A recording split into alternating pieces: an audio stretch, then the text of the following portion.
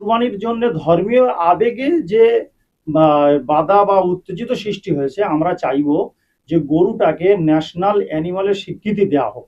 দিলে তাহলে এই সারা জীবন হিন্দু মুসলমানের যে গরু সংক্রান্ত ঝগড়াটা আছে, এই ঝগড়াটা একেবারে নির্মূল হয়ে যাবে। আমরা সরকারের কাছে আপিল করব, গরুটাকে ন্যাশনাল স্বীকৃতি, জাতীয় পশু হিসেবে স্বীকৃতি দেওয়া হোক, তাহলে এই ঝগড়াটা থাকবে না।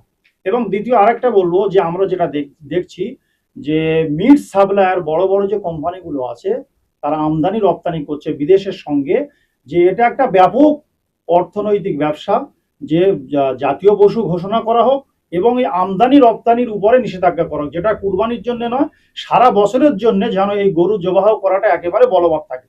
এটা আমরা সরকারের কাছে অবশ্যই আপিল করব। আচ্ছা, গতকালকে কোথায় আলোচনা হলো আপনাদের? গতকালকে ভাঙড় ডিভিশন চন্দনেশ্বর থানায় মিটিং ছিল ইমাম সাহেবদের নিয়ে এবং ধর্মীয় মানুষদেরকে নিয়ে।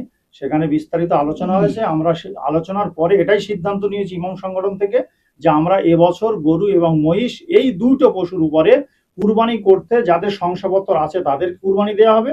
অতএব এছাড়া যাদের সার্টিফিকেট নেই, শংসাপত্র নেই, তারা গরু এবং মহিষ কুরবানি করবে না, সবাই ছাগল কুরবানি করবে। পুলিশ কি বললো?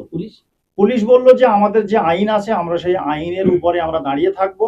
যদি গরু বা মহিষ কুরবানি হয় তাহলে সেটা আমাদের নজরদারির ভিতরে যদি আসে, সরকারের যে নিয়ম আছে 1000 টাকা ফাইন হবে এবং সঙ্গে সঙ্গে হয়তো 6 মাস পর্যন্ত জেলও হতে পারে।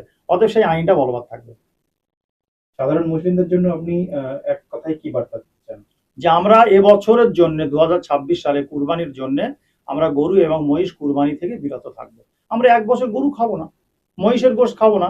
আমরা তো সেই জাতি, যে জাতি তার বাড়িতে খাদ্য খোরাক সমস্ত কিছু থাকা ও সত্ত্বেও আল্লাহর রাজি করার জন্য 1 মাস আমরা উপোস করতে পারি, রোজা রাখতে পারি।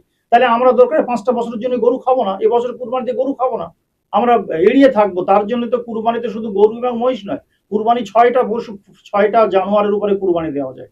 1 নম্বর হলো গরু, মহিষ, উট, ছাগল, দুম্বা, ভেড়া। আমরা আরো তো 4টে জিনিস আছে। আমাদের যে গরু না দিলে তো কুরবানি হবে না। আমরা গরুতে কুরবানি করতাম কেন? যে অল্প দামে বেশি মিট আমরা পেতাম, সেটা আত্মীয় স্বজন গরিবের মধ্যে আমরা সরবরাহ করতে পারতাম। যেটা ছাগল এবং দুম্বা কুরবানি করলে এটা হয়তো হয়ে উঠবে না। তা সরকারের নিষেধাজ্ঞা থাকলে অন্য কোনো ভাই যদি কষ্ট পায়, তাহলে সেই হিসেবে আমরা পিছিয়ে এসে আমরা ছাগল, দুম্বা, ভেড়ায় আমরা কুরবানিতে এবারে এবছর আমরা ওই দিকটাকে আমরা বেশি আমরা ফোকাস দেব।